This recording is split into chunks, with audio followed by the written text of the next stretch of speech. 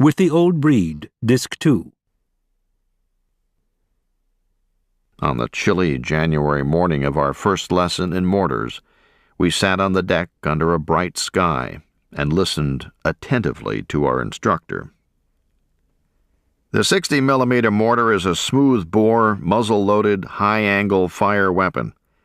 The assembled gun weighs approximately 45 pounds and consists of the tube, or barrel, bipod, and base plate. 2 or sometimes 3 60mm mortars are in each rifle company. Mortars have a high angle of fire and are particularly effective against enemy troops taking cover in defilades or behind ridges where they are protected from our artillery. The Japs have mortars and know how to use them, too.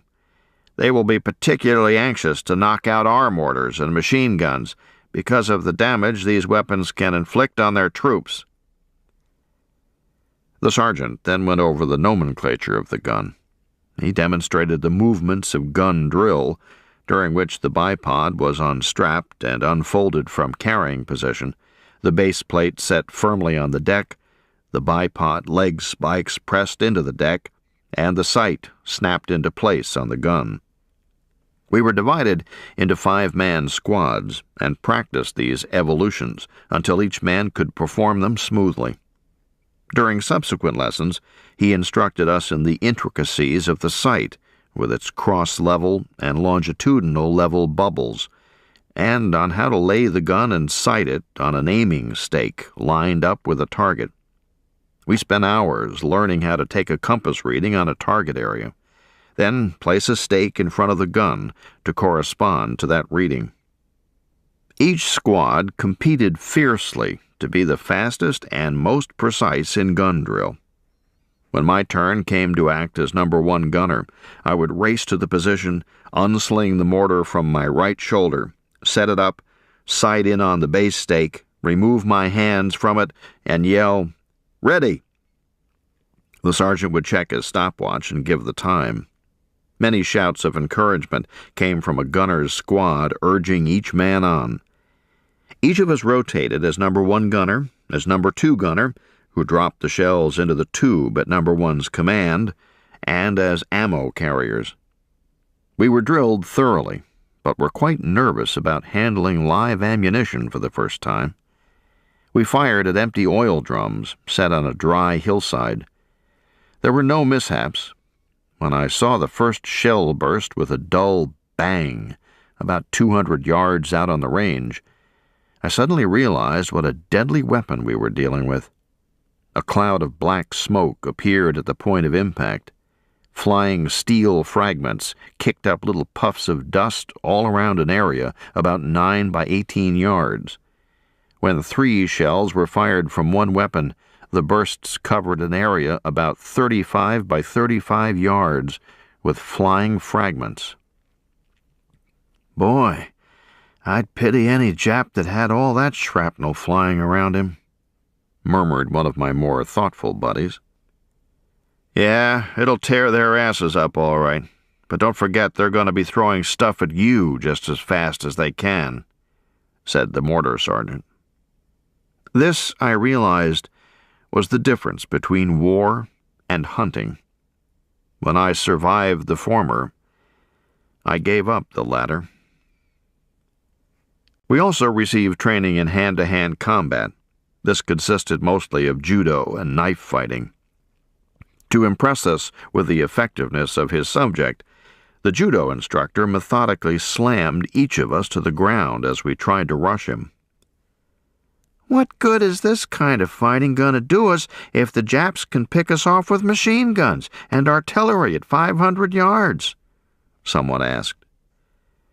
"When dark comes in the Pacific," the instructor replied, "the Japs always send men into our positions to try to infiltrate the lines or just to see how many American throats they can slit. They are tough, and they like close-in fighting. You can handle them, but you've got to know how." Needless to say, we paid close attention from then on. "Don't hesitate to fight the Japs dirty. Most Americans, from the time they are kids, are taught not to hit below the belt. It's not sportsmanlike. Well, nobody has taught the Japs that, and war ain't sport. Kick him in the balls before he kicks you in yours," growled our instructor. We were introduced to the Marine's foxhole companion, the K-bar knife. This deadly piece of cutlery was manufactured by the company bearing its name. The knife was a foot long, with a 7-inch long by 1.5-inch wide blade. The 5-inch handle was made of leather washers packed together and had USMC stamped on the blade side of the upper handguard. Light for its size, the knife was beautifully balanced. Everybody has heard a lot about all those kinds of fancy fighting knives that are, or should be, carried by infantry troops. Throwing knives, stilettos, daggers, and all that stuff. Most of it is nothing but bull.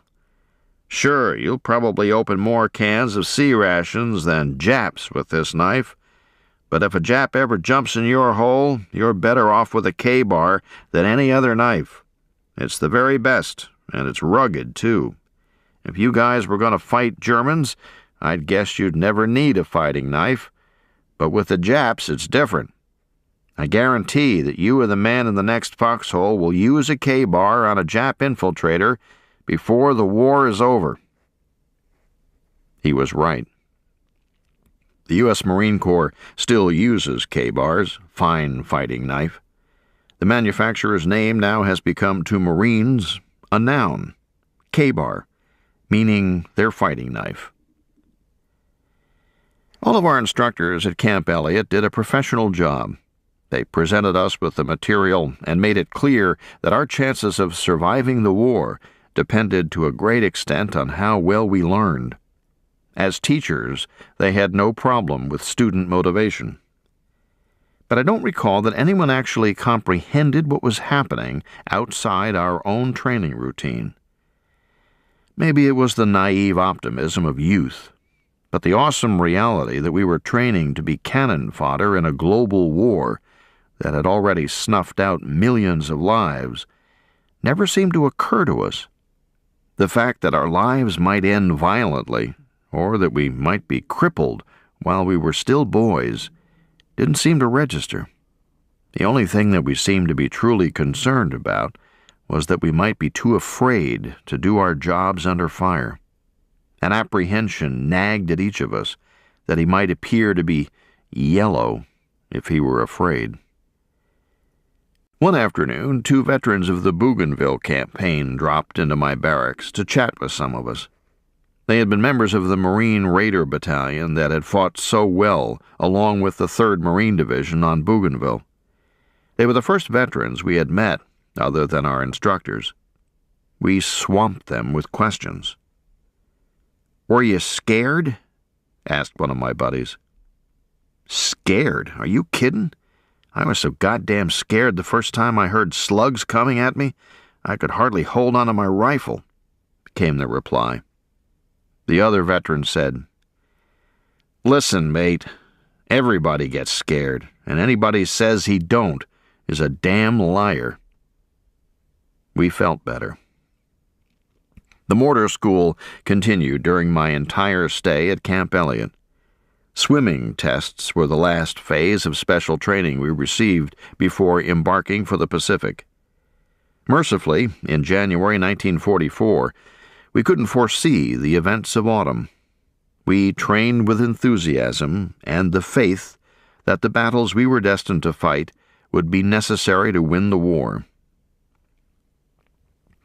Earlier, on 20 to 23 November 1943, the 2nd Marine Division carried out its memorable assault on the coral atoll of Tarawa in the Gilbert Islands. Many military historians and others consider the Battle for Tarawa as the first modern head-on amphibious assault. A coral reef extended out about 500 yards and surrounded the atoll.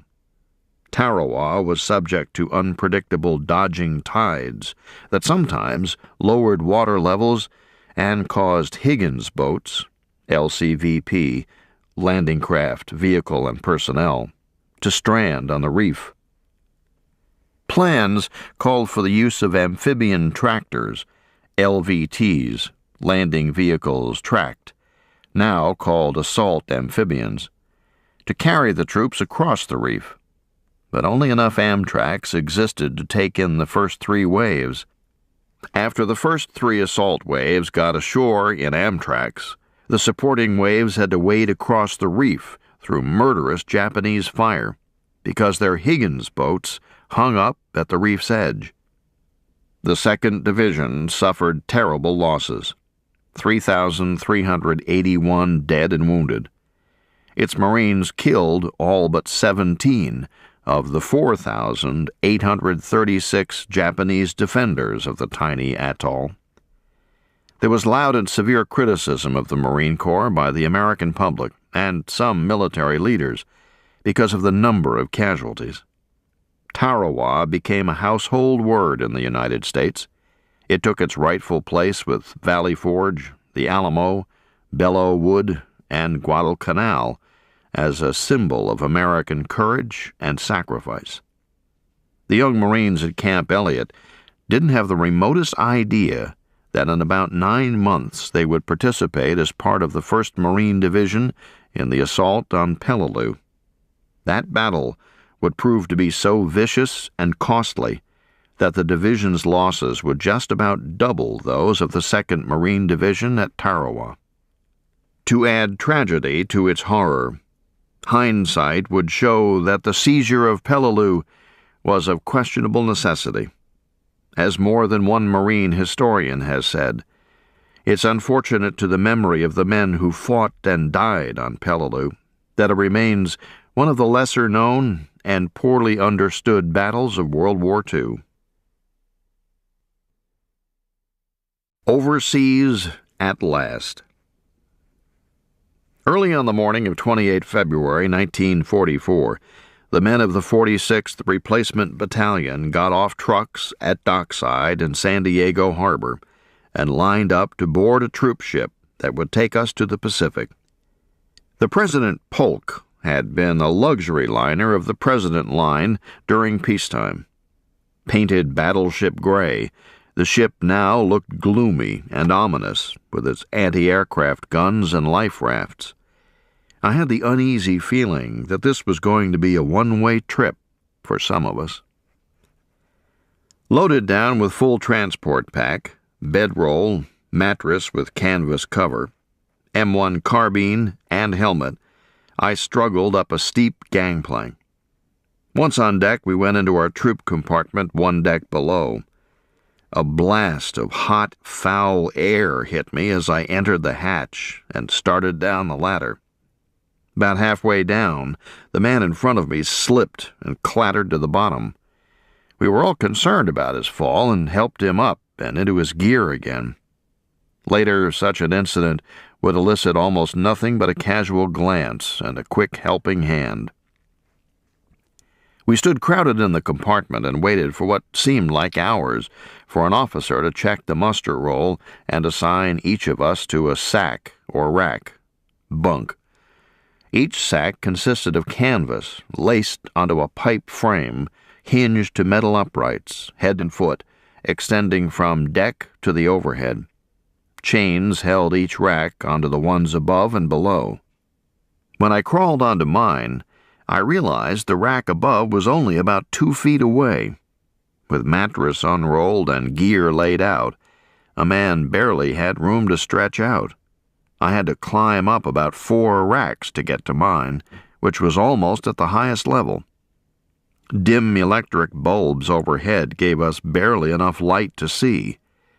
As soon as I could, I went topside searching for relief from the foul, crowded compartment. The deck was jammed too, but the air was fresh. Many of us were too excited to sleep, so we explored the ship for hours, talked to the crewmen, or watched the completion of loading. Finally, around midnight, I went below and climbed into my rack. Several hours later, I awoke to the vibration of the ship's engine. I pulled on my boondockers and dungaree pants and jacket and raced topside, filled with apprehension and excitement. It was about 0500. The deck was crowded with other Marines, subdued by the realization that each turn of the ship's screws would take us farther from home and closer to the unknown. Harsh questions raced through my mind. Would I ever see my family again? Would I do my duty or be a coward? Could I kill? Fantasy captivated me in the brief period. Maybe I'd be put into a rear echelon outfit and never see a Japanese. Maybe I'd be an infantryman and disgrace my outfit by running away from the enemy. Or maybe I'd kill dozens of Japanese and win a Navy Cross or Silver Star and be a national hero. The tension finally broke as we watched the sailors rushing about, casting off hawsers and lines, preparing the ship for the open sea.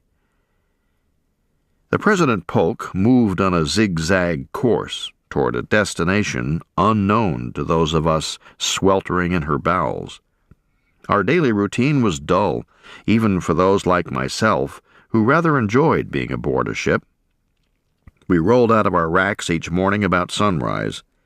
Brushing my teeth and shaving with non-lathering shaving cream was my morning toilet. Each day an officer or NCO led us through an exercise period of calisthenics, and we could always count on a rifle inspection. Other than that, we had practically no duties. Every few days we had abandoned ship drills, which helped offset the boredom, and the ship's crew conducted gun drills frequently. The first time they held target practice with live ammunition was exciting to watch. Yellow balloons were released from the bridge. As they were caught by the wind, the gunners opened fire upon order from the fire control officer. The rapid-fire 20mm and 40mm anti-aircraft guns seemed to do an effective job. But to some of us Marines, the 3-inch and 5-inch cannons didn't accomplish much, other than hurt our ears. Considering the number of balloons that escaped, we felt the gun crews should have practiced more. This was probably because none of us had ever had any experience with anti-aircraft guns and didn't realize what a difficult type of gunnery was involved. Beyond some letter writing and a lot of conversation, so-called bull sessions, we spent much of our time waiting in chow lines strung along gangways and passages leading to the ship's galley. Chow was an unforgettable experience. After the inevitable wait in line, I entered the hatch leading to the galley and was met with a blast of hot air laden with a new set of odors, differing only slightly from the typical troop compartment aroma. To the same basic ingredients, paint, grease, tobacco, and sweat, were added the smells of rancid cooking and something of a bakery. It was enough to turn a civilian's stomach inside out, but we rapidly and necessarily adjusted. We moved along the cafeteria-style line and indicated to sweating Navy messmen what foods we wanted served onto shining compartmentalized steel trays. The messmen wore skivvy shirts and were tattooed profusely on their arms. They all mopped the sweat from their faces constantly. Amid the roar of ventilators, we ate standing at long folding tables. Everything was hot to the touch, but quite clean. A sailor told me that the tables had been used as operating tables for Marine casualties that the ship took on during one of the earlier Pacific campaigns. That gave me a strange feeling in the pit of my stomach every time I went to chow on the President Polk. The heat was intense, at least 100 degrees, but I gulped down a cup of hot joe, black coffee, the stuff that replaced bread as the staff of life for Marines and sailors. I grimaced as the dehydrated potatoes battered my taste buds with an unsavory aftertaste characteristic of all World War II vintage dehydrated foods. The bread was a shock, heavy and with a flavor There was a combination of bitterness, sweetness, and uncooked flour. No wonder Hot Joe had replaced it as the staff of life. After chow in the steaming galley, we went topside to cool off. Everyone was soaked with sweat. It would have been a relief to eat on deck, but we were forbidden to take chow out of the galley. One day, as we moved along some nameless companionway in a chow line, I passed a porthole that gave me a view into the officers' mess. There I saw Navy and Marine officers clad neatly in starched khakis, sitting at tables in a well-ventilated room. White-coated waiters served them pie and ice cream. As we inched along the hot companionway to our steaming Joe and dehydrated fare, I wondered if my haste to leave the V-12 college life hadn't been a mistake. After all, it would have been nice to have been declared a gentleman by Congress and to have lived like a human being aboard ship. To my immense satisfaction, however, I discovered later that such niceties and privileges of rank were few on the front lines. During the morning of 17 March, we looked out across the bow and saw a line of white breakers on the horizon. The Great Barrier Reef extends for thousands of miles, and we were to pass through it to New Caledonia. As we neared the reef, we saw several hulks of wooden ships stranded high and dry, apparently blown there years ago by some storm. As we closed on the harbor of Noumea, we saw a small motor launch head our way. The Polk signaled with flags and blinker lights to this pilot boat, which soon pulled alongside. The pilot climbed a ladder and boarded the ship. All sorts of nautical protocol and mutual greetings between him and the ship's officers ensued as he went to the bridge to guide us in. This man was a middle-aged, pleasant-looking civilian, dressed in a neat white Panama suit, straw hat, and black tie. Surrounded by sailors in blue denim and ship's officers in khaki, he looked like a fictional character out of some long-forgotten era. The blue water of the Pacific turned to green as we passed into the channel leading into the harbor of Noumea. There was a pretty white lighthouse near the harbor. White houses with tile roofs nestled around it and up the base of slopes of high mountains. The scene reminded me of a photo of some picturesque little Mediterranean seaport. The President Polk moved slowly through the harbor as the speaker system ordered a special sea detail to stand by. We tied up to a dock with long warehouses where United States military personnel were moving crates and equipment. Most of the shipping I saw was U.S. Navy, but there also were some American and foreign merchant freighters along with a few quaint-looking civilian fishing boats. The first Pacific native I saw wasn't dressed in a hula skirt or waving a spear, but nonchalantly driving a freight-moving tractor on the dock. He was a short, muscular man, black as ink, clad only in a loincloth with a bone in his nose and a bushy head of kinky hair, like a fuzzy-wuzzy out of a Kipling story. The incredible thing about his hair was its color, beautiful amber. A sailor explained that the natives were fond of bleaching their hair with bluing they got from Americans in exchange for seashells. Bone in the nose notwithstanding, the man was an admirable tractor driver. New Caledonia. After weeks at sea, cramped into a troop ship, we were relieved to move onto land again. We piled into Marine Corps trucks and drove through the main section of Noumea. I was delighted to see the old French architecture, which reminded me of the older sections of Mobile and New Orleans. The trucks sped along a winding road with mountains on each side. We saw small farms and a large nickel mine in the valley. Some of the land was cleared, but thick jungle covered much of the low areas. Although the weather was pleasant and cool, the palms and other growth attested to the tropical climate.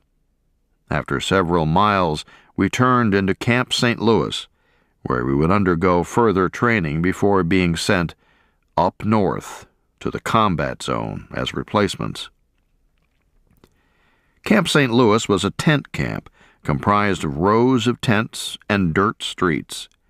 We were assigned to tents, stowed our gear, and fell in for chow. The galley rested on a hill just past the camp's brig. In full view were two wire cages about the size of phone booths. We were told that those who caused trouble were locked in there, and a high-pressure fire hose was turned on them periodically. The strictness of discipline at Camp St. Louis caused me to assume the explanation of the cages was true. In any event, I resolved to stay out of trouble. Our training consisted of lectures and field exercises. Combat veteran officers and NCOs lectured on Japanese weapons, tactics, and combat methods. Most of the training was thorough and emphasized individual attention. We worked in groups of 10 or 12. I usually was placed in a squad instructed by a big red-headed corporal who had been in a Marine Raider battalion during the fighting in the Solomon Islands. Big Red was good-natured, but tough as nails. He worked us hard. One day he took us to a small rifle range and taught us how to fire a Japanese pistol, rifle, and heavy and light machine guns. After firing a few rounds from each, Red put about 5 of us into a pit about 5 feet deep with a 1-foot embankment in front and the steep slope of a ridge behind as a backstop. One important thing you must learn fast to survive is exactly what enemy fire sounds like coming at you and what kind of weapon it is. Now, when I blow this whistle, get down and stay down until you hear the whistle again. If you get up before the signal, you'll get your head blowed off, and the folks back home will get your insurance. Red blew the whistle, and we got down. He announced each type of Japanese weapon and fired several rounds from it over our hole into the bank. Then he and his assistants fired them all together for about 15 seconds. It seemed a lot longer. The bullets popped and snapped as they went over. Several machine gun tracers didn't embed in the bank, but bounced off and rolled, white-hot, sizzling and sputtering, into the hole. We cringed and shifted about, but no one got burned. This was one of the most valuable training exercises we underwent. There were instances later on Peleliu and Okinawa, which it prepared me to come through unscathed. A salty sergeant conducted bayonet training. He had been written about in a national magazine because he was so outstanding. On the cinder-covered street of an old raider camp, I witnessed some amazing feats by him. He instructed us in how to defend ourselves bare-handed against an opponent's bayonet thrust. "Here's how it's done," he said. He picked me out of the squad and told me to charge him and thrust the point of my bayonet at his chest when I thought I could stick him. I got a mental image of myself behind bars at Mare Island Naval Prison for bayoneting an instructor, so I veered off just before making my thrust. "What the hell's the matter with you? Don't you know how to use a bayonet?" "But, Sarge, if I stick you, they'll put me in Mare Island." "There's less chance of you bayoneting me than of me whipping your ass for not following my orders." "Okay," I thought to myself. "If that's the way you feel about it, we have witnesses." So I headed for him on the double and thrust at his chest. He sidestepped neatly, grabbed my rifle behind the front sight, and jerked it in the direction I was running. I held onto the rifle and tumbled onto the cinders. The squad roared with laughter. Someone yelled, "Did you bayonet him, Sledgehammer?" I got up looking sheepish. "Knock it off, wise guy," said the instructor. You step up here and let's see what you can do, big mouth." My buddy lifted his rifle confidently, charged, and ended up on the cinders, too. The instructor made each man charge him in turn. He threw them all. He then took up a Japanese Arisaka rifle with fixed bayonet and showed us how the Japanese soldiers used the hooked handguard to lock onto the U.S. blade. Then, with a slight twist of his wrist, he could wrench the M1 rifle out of the opponent's hands and disarm him. He coached us carefully to hold the M1 on its side, with the left side of the blade toward the deck, instead of the cutting edge, as we had been taught in the States. This way, as we parried a Japanese's blade, he couldn't lock ours. We went on long hikes and forced marches through the jungles, swamps, and over endless steep hills. We made countless practice landings from Higgins boats on small islets off the coast. Each morning after chow, we marched out of camp equipped with rifles, cartridge belts, 2 canteens of water, combat pack, helmet, and K-rations. Our usual pace was a rapid route step for 50 minutes with a 10-minute rest. But the officers and NCOs always hurried us and frequently deleted the 10-minute rest. When trucks drove along the road, we moved onto the sides, as columns of infantry have done since early times. The trucks frequently carried army troops, and we barked and yapped like dogs and kidded them about being dog faces.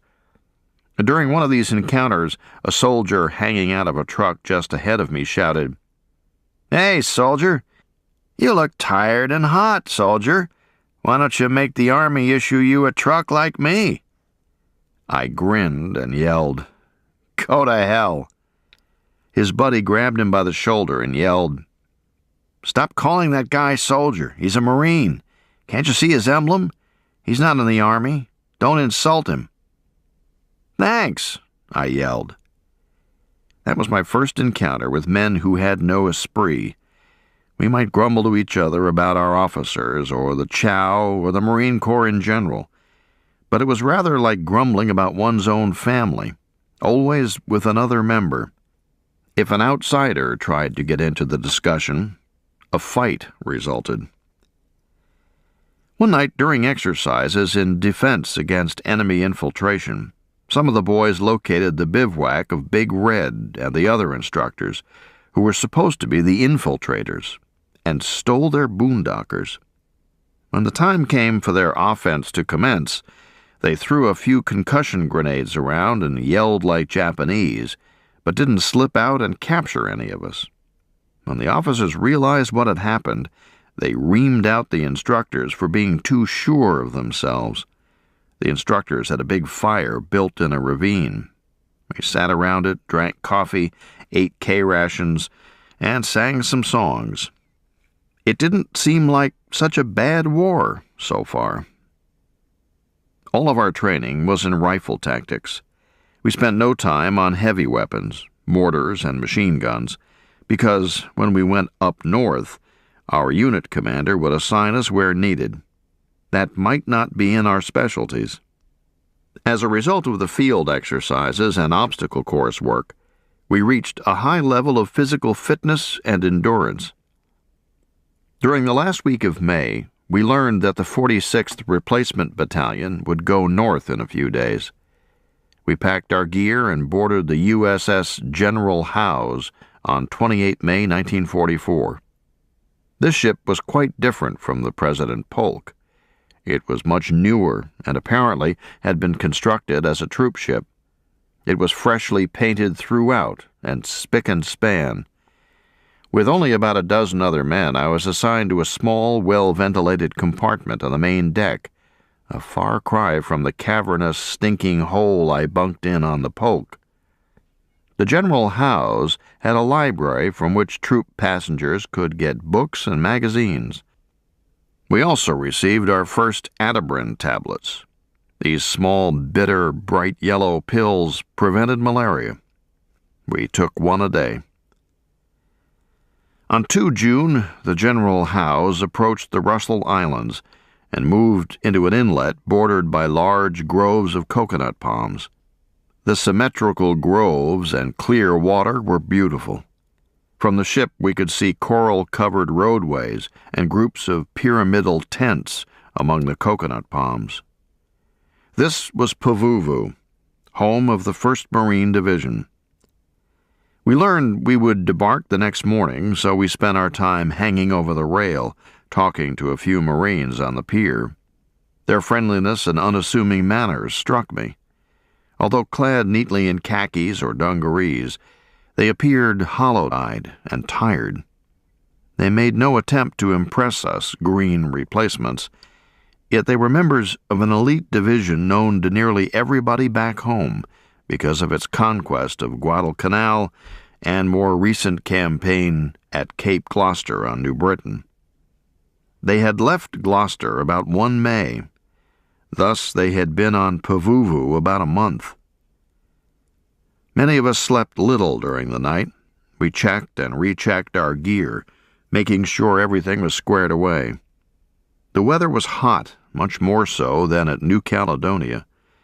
I went out on deck and slept in the open air. With a mandolin and an old violin, 2 of our Marines struck up some of the finest mountain music I'd ever heard. They played and sang folk songs and ballads most of the night. We thought it was mighty wonderful music. With the Old Breed. About 0900, the morning of 3 June 1944, carrying the usual mountain of gear, I trudged down the gangplank of the General Howe's. As we moved to waiting trucks, we passed a line of veterans waiting to go aboard for the voyage home. They carried only packs and personal gear, no weapons. Some said they were glad to see us because we were their replacements. They looked tanned and tired, but relieved to be headed home. For them, the war was over. For us, it was just beginning. In a large parking area paved with crushed coral, a lieutenant called out our names and counted us off into groups. To my group of 100 or more, he said, "3rd Battalion, 5th Marines." If I had had an option, and there was none, of course, as to which of the 5 Marine divisions I served with, it would have been the 1st Marine Division. Ultimately, the Marine Corps had 6 divisions that fought with distinction in the Pacific, but the 1st Marine Division was in many ways unique.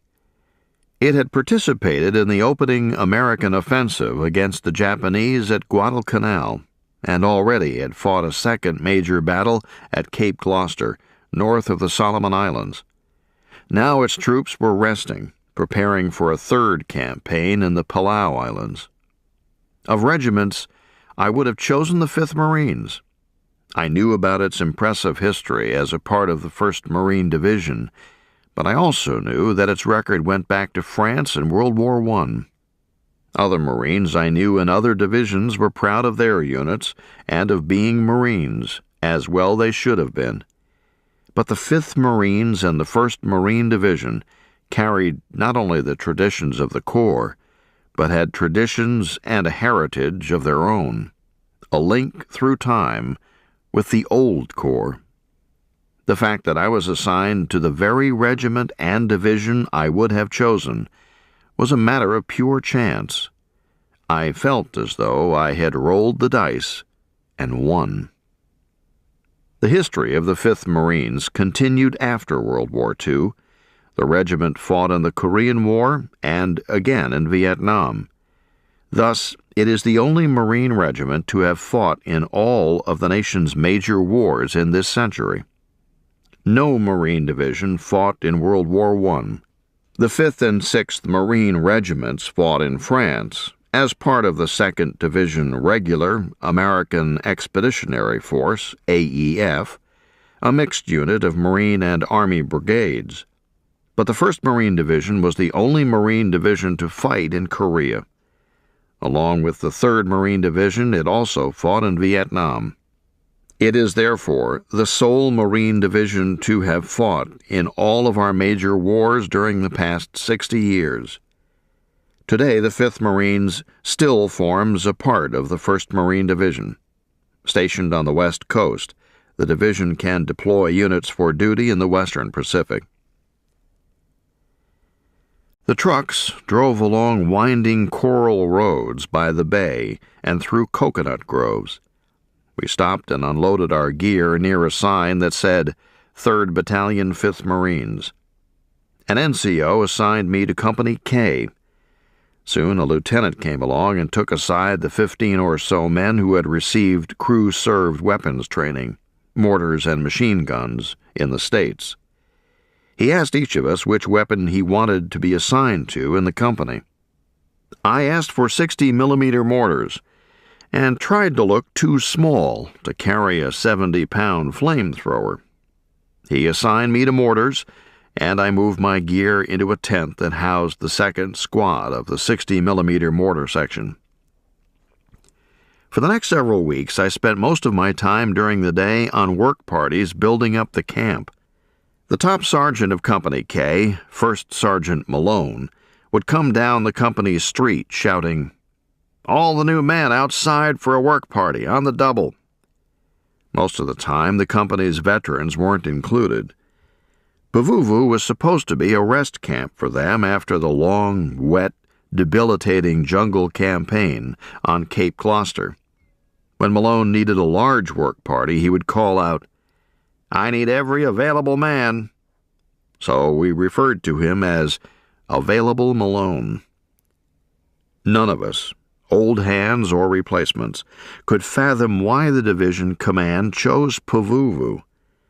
Only after the war did I find out that the leaders were trying to avoid the kind of situation the 3rd Marine Division endured when it went into camp on Guadalcanal after its campaign on Bougainville. Facilities on Guadalcanal, by then a large rear area base, were reasonably good, but the High Command ordered the 3rd Division to furnish about 1,000 men each day for working parties all over the island. Not only did the Bougainville veterans get little or no rest, but when replacements came, the division had difficulty carrying out its training schedule in preparation for the next campaign, Guam.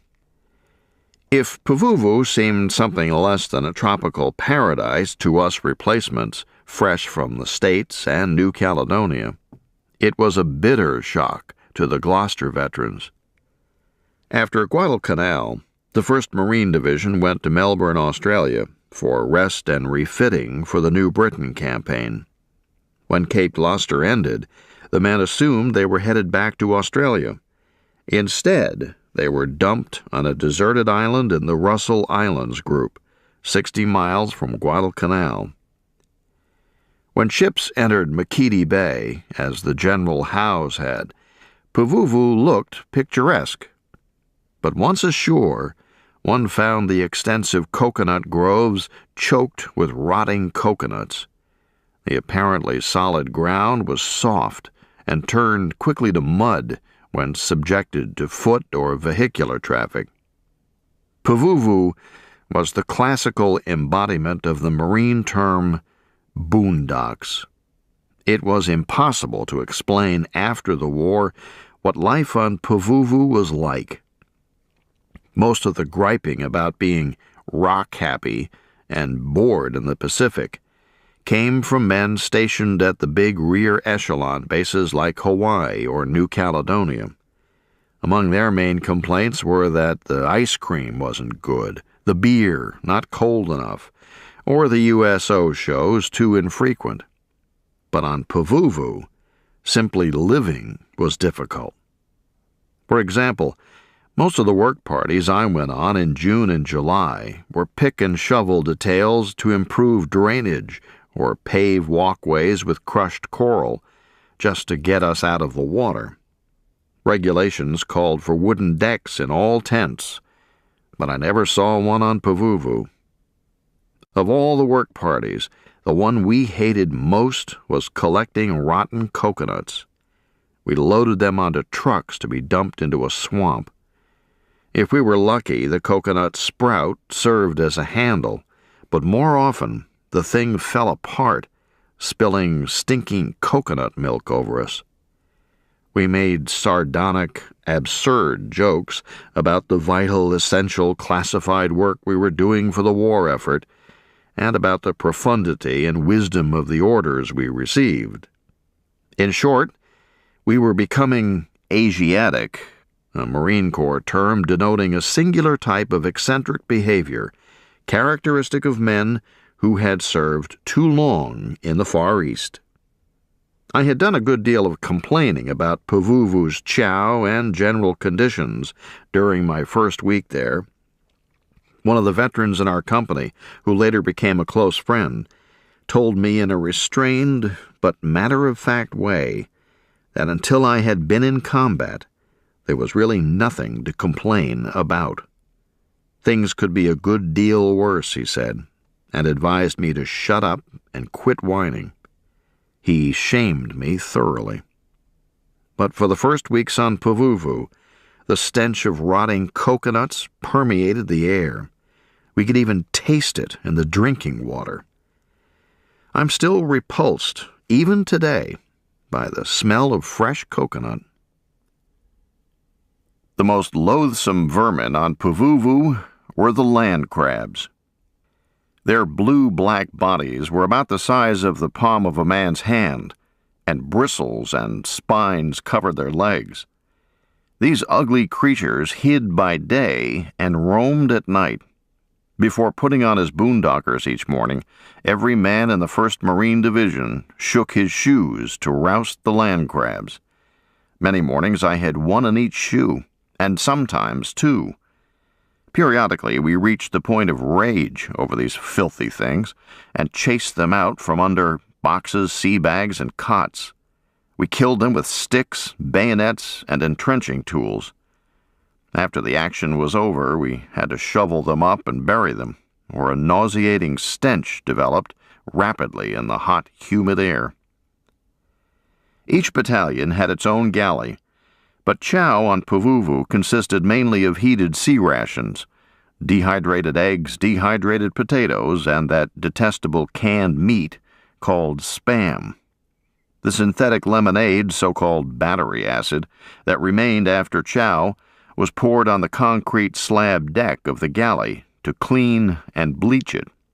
It did a nice job. As if hot sea rations didn't get tedious week in and week out, we experienced a period of about 4 days when we were served oatmeal morning, noon, and night.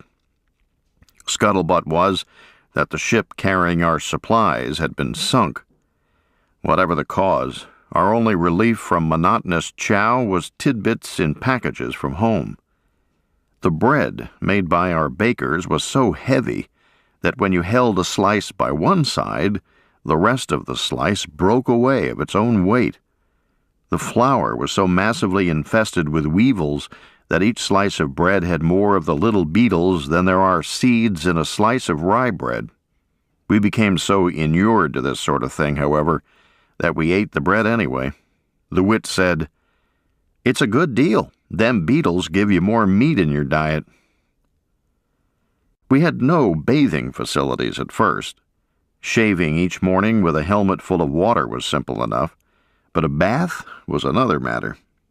Each afternoon, when the inevitable tropical downpour commenced, we stripped and dashed into the company street, soap in hand. The trick was to lather, scrub, and rinse before the rain stopped. The weather was so capricious that the duration of a shower was impossible to estimate. Each downpour ended as abruptly as it had begun, and never failed to leave at least one or more fully lathered, cursing Marines with no rinse water. Morning sick call was another bizarre sight during the early days on Pavuvu. The Gloucester veterans were in poor physical condition after the wettest campaign in World War II, during which men endured soakings for weeks on end. When I first joined the company, I was appalled at their condition. Most were thin, some emaciated, with jungle rot in their armpits and on their ankles and wrists. At sick call, they paired off with a bottle of gentian violet and cotton swabs, stood naked in the grove, and painted each other's sores. So many of them needed attention that they had to treat each other under a doctor's supervision. Some had to cut their boondockers into sandals because their feet were so infected with rot they could hardly walk. Needless to say, Pavuvu's hot, humid climate prolonged the healing process.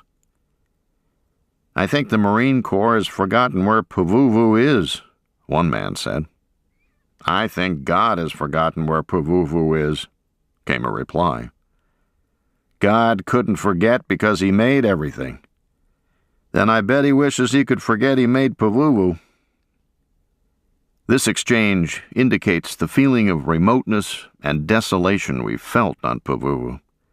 On the Big Island bases, men had the feeling of activity around their units and contact through air and sea traffic with other bases and with the states. On Pavuvu, we felt as though we were 1,000,000 miles from not only home, but from anything else that bespoke of civilization. I believe we took in stride all of Pavuvu's discomforts and frustrations for two reasons. First, the division was an elite combat unit. Discipline was stern. Our esprit de corps ran high. Each man knew what to do and what was expected of him. All did their duty well, even while grumbling. NCOs answered our complaining with, "Beat your gums, it's healthy," or, "What are you griping for? You volunteered for the Marine Corps, didn't you? You're just getting what you asked for." No matter how irritating or uncomfortable things were on Pavuvu, things could always be worse. After all, there were no Japanese, no bursting shells, no snapping and whining bullets. And we slept on cots. Second, makeup of the division was young. About 80% were between the ages of 18 and 25. About half were under 21 when they came overseas. Well-disciplined young men can put up with a lot, even though they don't like it. And we were a bunch of high-spirited boys, proud of our unit. But we had another motivating factor as well. A passionate hatred for the Japanese burned through all Marines I knew. The fate of the Getchi Patrol was the sort of thing that spawned such hatred. During the first week of the Guadalcanal campaign, the Marines captured a Japanese soldier who claimed some of his starving comrades west of the Matanico River would surrender if the Marines would liberate them. With 25 picked men, scouts, intelligence specialists, a surgeon, and a linguist from the division's headquarters and the 5th Marines, Colonel Frank Getchi, the division's intelligence officer, went on a mission more humanitarian than military. The Japanese ambushed the patrol as it debarked from landing craft in the darkness. Only 3 Marines escaped.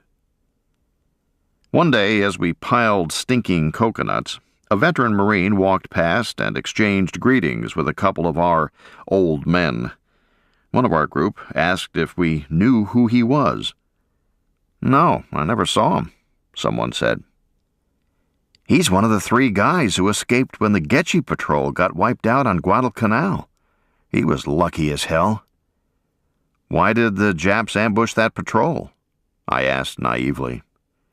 A veteran looked at me with unbelief and said slowly and emphatically, "Because they're the meanest sons of bitches that ever lived."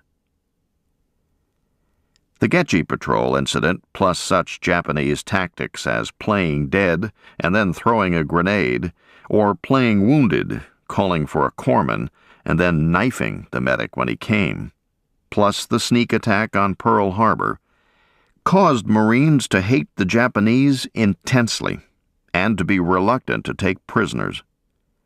The attitudes held toward the Japanese by non-combatants, or even sailors or airmen, often did not reflect the deep personal resentment felt by Marine infantrymen.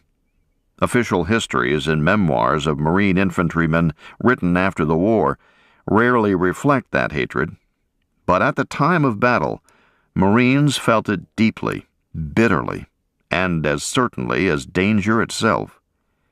To deny this hatred or make light of it would be as much a lie as to deny or make light of the esprit de corps or the intense patriotism felt by the Marines, with whom I served in the Pacific. My experiences on Peleliu and Okinawa made me believe that the Japanese held mutual feelings for us. They were a fanatical enemy. That is to say, they believed in their cause with an intensity little understood by many post-war Americans, and possibly many Japanese as well. This collective attitude, Marine and Japanese, resulted in savage, ferocious fighting with no holds barred. This was not the dispassionate killing seen on other fronts or in other wars. This was a brutish, primitive hatred as characteristic of the horror of war in the Pacific as the palm trees and the islands. To comprehend what the troops endured then and there, one must take into full account this aspect of the nature of the Marines' war. Probably the biggest boost to our morale about this time on Pavuvu was the announcement that Bob Hope would come over from Banica and put on a show for us. Most of the men in the division crowded a big open area and cheered as a Piper Cub circled over us. The pilot switched off the engine briefly, while Jerry Colonna poked his head out of the plane and gave his famous yell. Ee-ow-ow-ow-ow-ow-ow! We went wild with applause. Bob Hope, Colonna, Francis Langford, and Patty Thomas put on a show on a little stage by the pier. Bob asked Jerry how he liked the trip over from Banica, and Jerry answered that it was tough sledding. When asked why, he replied, "No snow." We thought it was the funniest thing we had ever heard. Patty gave several boys from the audience dancing lessons amid much grinning, cheering, and applause. Bob told many jokes and really boosted our spirits. It was the finest entertainment I ever saw overseas. I renewed my acquaintance with Bob Hope last spring when he played in a charity golf tournament in Birmingham, Alabama. Earlier, I had sent him copies of the Marine Corps Gazette, November and December 1979 and January 1980, that had serialized portions of my Peleliu story. He was enthusiastic about the account and remembered well the young Marines of the 1st Marine Division on Pavuvu. Despite a clamoring public on a hectic day in Birmingham, this most gracious man took the time to reminisce with me about the old breed. Bob Hope's show remained the main topic of conversation as we got down to training in earnest for the coming campaign. Pavuvu was so small that most of our field exercises were of company size rather than battalion or regimental. Even so, we frequently got in the way of other units involved in their training exercises. It was funny to see a company move forward in combat formation through the groves and become intermingled with the rigid ranks of another company, standing weapons inspection, the officers shouting orders to straighten things out. We held numerous landing exercises, several times a week it seemed, on the beaches and inlets around the island away from camp. We usually practiced from Amtraks. The newest model had a tailgate that dropped as soon as the tractor was on the beach, allowing us to run out and deploy. "Get off the beach fast! Get off the damn beach as fast as you can and move inland. The Nips are going to plaster it with everything they've got, so your chances are better the sooner you move inland," shouted our officers and NCOs. We heard this over and over, day after day. During each landing exercise, we would scramble out of our tractors, move inland about 25 yards, and then await orders to deploy and push forward. The first wave of tractors landed rifle squads. The second wave landed more riflemen, machine gunners, bazooka gunners, flamethrowers, and 60mm mortar squads. Our second wave typically trailed about 25 yards behind the first as the machines churned through the water toward the beach. As soon as the first wave unloaded, its Amtraks backed off, turned around, and headed past us out to sea to pick up supporting waves of infantry from Higgins boats circling offshore. It all worked nicely on Pavuvu. but there were no Japanese there. In addition to landing exercises and field problems before Pelulu, we received refresher instructions and practice firing all small arms assigned to the company: M1 rifle, BAR, carbine, .45 caliber pistol, and Thompson submachine gun. We also learned how to operate a flamethrower. During instruction with the flamethrower, we used a palm stump for a target. When my turn came, I shouldered the heavy tanks, held the nozzle in both hands, pointed at the stump about 25 yards away, and pressed the trigger. With a whoosh, a stream of red flame squirted out, and the nozzle bucked. The napalm hit the stump with a loud splattering noise. I felt the heat on my face. A cloud of black smoke rushed upward. The thought of turning loose hellfire from a hose nozzle as easily as I'd water a lawn back home sobered me. To shoot the enemy with bullets or kill him with shrapnel was one of the grim necessities of war, but to fry him to death was too gruesome to contemplate. I was to learn soon, however, that the Japanese couldn't be routed from their island defenses without it. About this time, I began to feel a deeper appreciation for the influence of the old breed on us newer Marines. Gunnery Sergeant Haney provided a vivid example of their impact. Gunnery Sergeant Elmo M. Haney served with Company K, 3rd Battalion, 5th Marines, in France during World War I. Between the two world wars, he taught school in Arkansas for about 4 years, then rejoined the Marine Corps, where he was assigned to his old unit. He fought on Guadalcanal and at Cape Gloucester with Company K. In the latter action, he won a Silver Star for heroism when he took care of some Japs by himself with a few hand grenades, as one Marine described the scene. Haney was more than 50 years old when the 1st Marine Division assaulted Peleliu. Although a gunnery sergeant by rank, he held no official position in Company K's chain of command. In the field, he seemed to be everywhere at once, correcting mistakes and helping out. He withdrew himself from the front lines on the 2nd day of Peleliu, admitting sadly that he could no longer take the heat and the battle. I had seen Haney around the company area, but first noticed him in the shower one day because of the way he bathed. About a dozen naked, soapy replacements, including myself, stared in wide-eyed amazement and shuddered as Haney held his genitals in his left hand while scrubbing them with a GI brush, the way one buffs a shoe. When you consider that the GI brush had stiff, tough, split-fiber bristles embedded in a stout wooden handle and was designed to scrub heavy canvas, 782 web gear, dungarees, and even floors, Haney's method of bathing becomes truly impressive. I first saw him exert his authority one day on a pistol range where he was in charge of safety. A new second lieutenant, a replacement like myself, was firing from the position I was to assume. As he fired his last round, another new officer behind me called to him. The lieutenant turned to answer with his pistol in his hand. Haney was sitting next to me on a coconut log bench and hadn't uttered a word except for the usual firing range commands.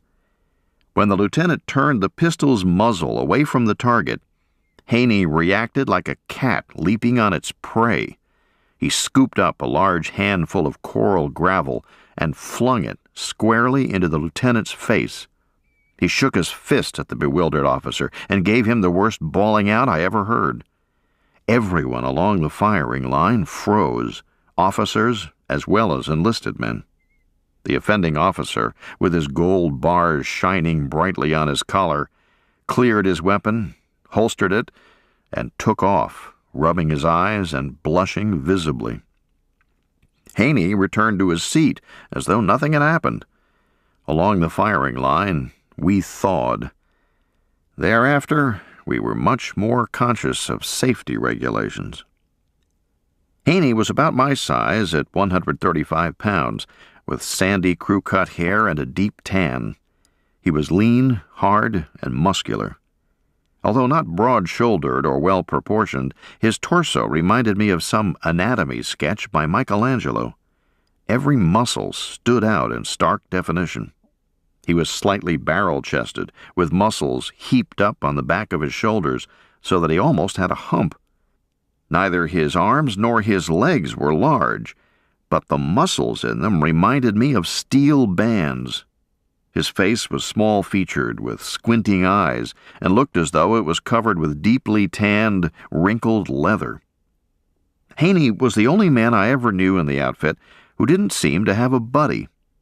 He wasn't a loner in the sense that he was sullen or unfriendly. He simply lived in a world all his own. I often felt that he didn't even see his surroundings. All he seemed to be aware of was his rifle, his bayonet, and his leggings. He was absolutely obsessed with wanting to bayonet the enemy. We all cleaned our weapons daily, but Haney cleaned his M1 before muster, at noon chow, and after dismissal in the afternoon. It was a ritual. He would sit by himself, light a cigarette, field strip his rifle, and meticulously clean every inch of it. Then he cleaned his bayonet. All the while, he talked to himself quietly, grinned frequently, and puffed his cigarette down to a stump. When his rifle was cleaned, he reassembled it, fixed his bayonet, and went through a few minutes of thrust, parry, and butt-stroke movements at thin air. Then Haney would light up another cigarette and sit quietly, talking to himself and grinning while awaiting orders. He carried out these proceedings as though totally unaware of the presence of the other 235 men of the company.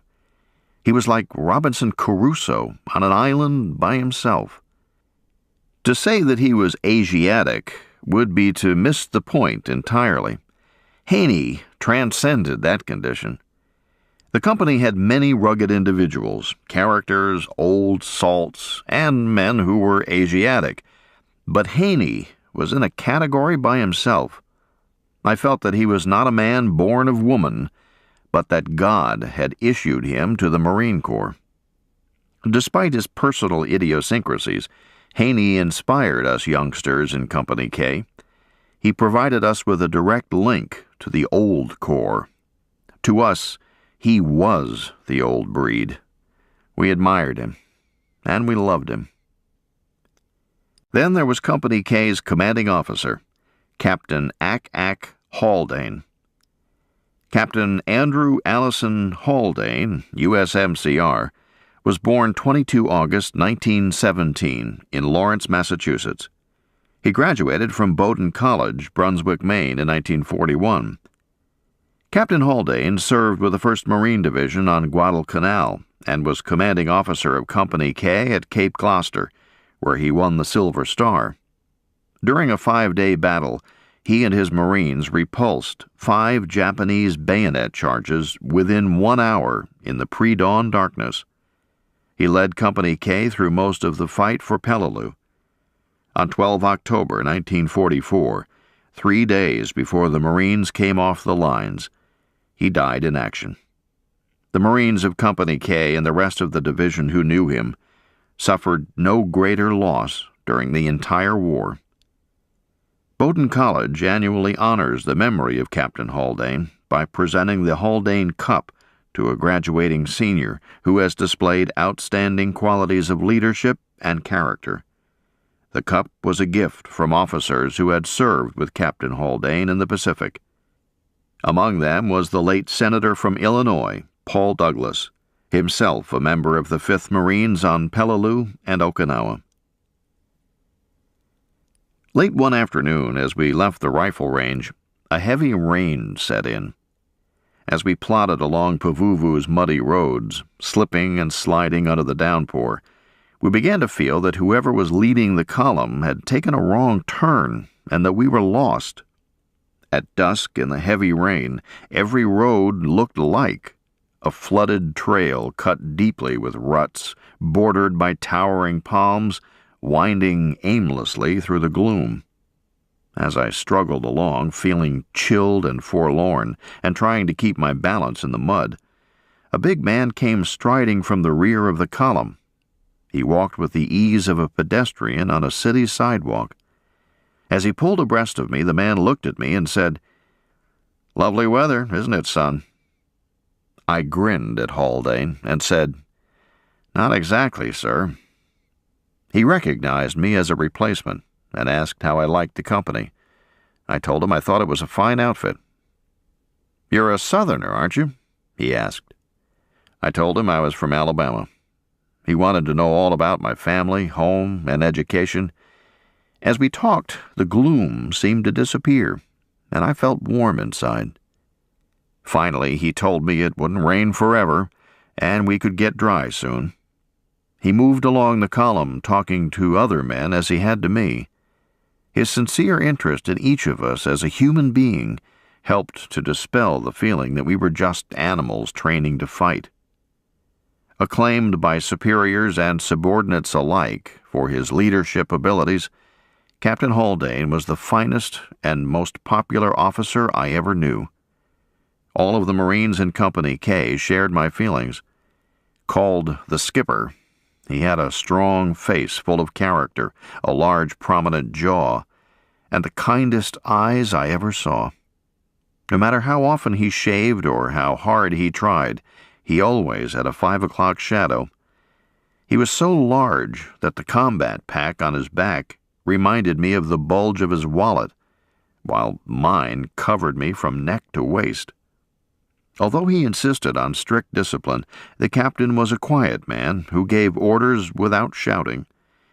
He had a rare combination of intelligence, courage, self-confidence, and compassion that commanded our respect and admiration. We were thankful that Ack was our skipper, felt more secure in it, and felt sorry for other companies not so fortunate. While some officers on Pavuvu thought it necessary to strut or order us around to impress us with their status, Haldane quietly told us what to do. We loved him for it, and did the best job we knew how.